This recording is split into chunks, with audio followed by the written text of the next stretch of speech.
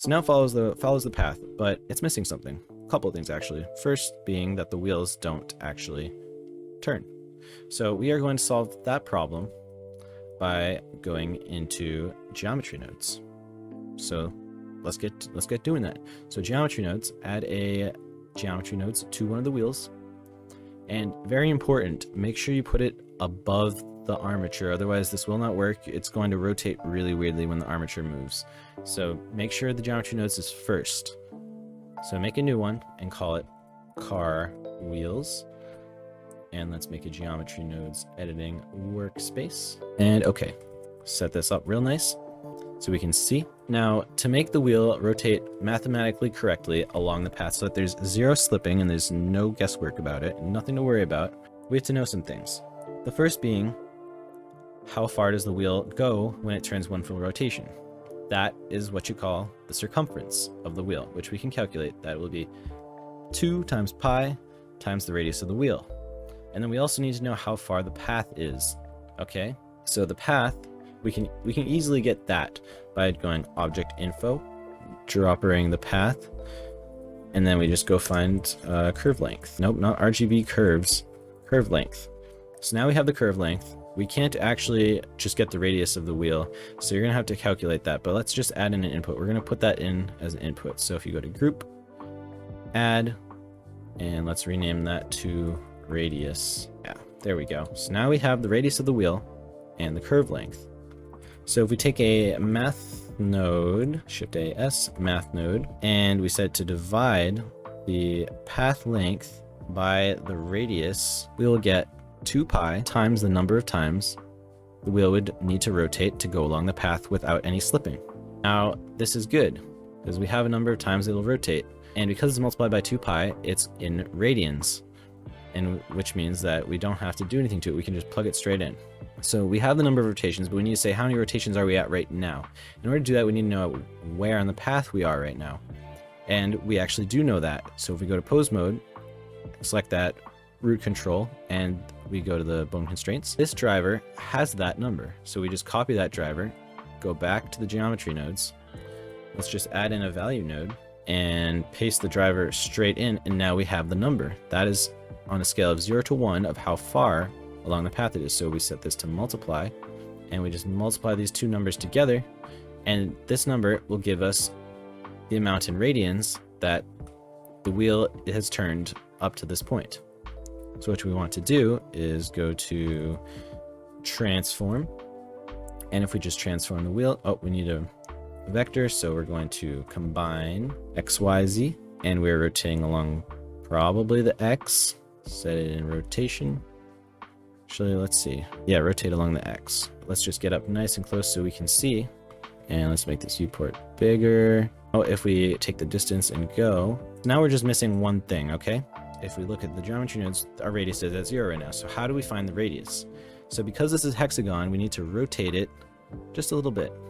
So we're going to rotate along the X by 30 degrees. So it's up and down the biggest it can be. So that'll be the diameter. And we can scroll down right here, look at the dimensions, and it looks like it's 0.63. So you just copy whatever this is for you. Okay, paste it into the radius. Now it's a diameter, but radius is half the diameter, so just divide it by 2, and you have the radius. Now we should be able to test it out. If we go into pose mode and we use our properties to drive it along, it should rotate. And this time it's rotating opposite the way it should. So let's go fix that. If we take this and we multiply it by a -1, it should work, and we'll have fixed all potential issues. Yep, there we go. It's rotating perfectly. Now it doesn't look perfect yet because it kind of glides to the floor a little bit because we haven't fixed that little thing, but that'll be up to you whether or not you fix it. I'm going to fix it and I'll show you how. But to start out, what we're going to do is make sure that this geometry node setup is on all of the wheels. So let's just go add that in real quick. G to put geometry nodes in fast, move it to the top. Come on, go to the top. Add in a car wheels and control V the radius. Add geometry nodes, put it on top. Car wheels, the radius, because all the car wheels will have the same radius because that's how we made them. And they're all in the same level as well. So they're super uniform and nice. So now if we grab this and the distance, then all the wheels turn at the same time, and it's perfect. You might want to add in that up and down motion that I showed you right in the intro. What you want to do first is grab all the wheels. So just shift click them all. Go find the Z coordinate, put it 0, and then hold Alt and Enter, and all the wheels move down to 0. Now you might be like, why on earth did you do that? But you'll see what I'm doing. And it's really to get the origin where I want it. It doesn't matter where the wheel is right now, as long as it's up and down at the same spot. Find the lowest point of the wheel with the attribute statistic. So what we're going to do is we're taking a position statistic, plugging our geometry in there, and we want only the Z coordinates, so separate X, Y, Z, plug the Z in for the attribute, and position into the vector. Min will be the lowest Z coordinate of our wheel. So if we take that, so right here it'll be a negative number, and we want to move it up. So what we're going to do is take a math and multiply it by -1, so that the negative number becomes a positive number. And then all we have to do is transform it upwards by the amount of the lowest amount.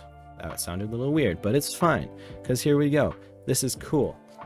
And as you can see, the wheels now are perfectly going along the ground. They're bouncing up and down a little bit, but watch when it goes faster, it looks totally fine. And if it was going slower, then it's like a decision you have to make. Like obviously real wheels don't go like that, but if they were hexagons, they would. This is how a hexagon wheel would turn if we had hexagon wheels. So take it or leave it, whatever you want to do. Final piece of the puzzle, what I told you I was going to have you guys do right at the beginning, is how we're going to make the front wheels turn so that they're pointing at the road right in front of them. Because right now they're just pointing straight, and nobody will really notice this, but some people, I mean, you could. It has a little bit of realism to it, so it's good. To make this work properly and not have any issues, what you want to do is go into edit mode and make sure that both of these have a roll of 0. Then you gotta select them both, cursor in the middle, add in a bone. Let's rename this one to MCH for mechanism, and that'll be bone, no, not bone. Why am I thinking about bones? Wheel pointer. And then we rotate it X by -90 degrees. Make sure it also has a roll of 0 so they are all oriented the same way. That is very important. Otherwise, it's just not gonna work. We got that bone in there, and we want it to stay with the wheels. So let's parent it to the root controller. Keep offset. Okay, so that's good. That's all set up. Go into pose mode and make it so that when I turn this one, the wheels turn as well. So that's how wheels work. So you select this and then select the wheel you want to turn, Control Shift C, and then we do a copy rotation. And then what we're gonna do is we go into it and set it to local space. And local space, we want it to only turn on the Z, as you can see. We don't want it to go up and down. If we set it to only turn on the Z, I can wiggle it all the way around I want, but that will only turn side to side. Now I can just grab this one, and then that one, and then Control C, copy bone constraints, thanks to that super helpful add-on. And now both the wheels are turning at the same time, like a normal car. Final piece of the puzzle. How do we make this pointer bone point at the road right in front of it? Now that is really tricky, actually. What you want to do is add in some sort of object, it doesn't matter. That's actually just for fun. Let's add in, I don't know if I've ever added in Suzanne. So there's Suzanne, she's in there. Let's add a geometry nodes to her. Geometry nodes, add new, and it'll be path tracer.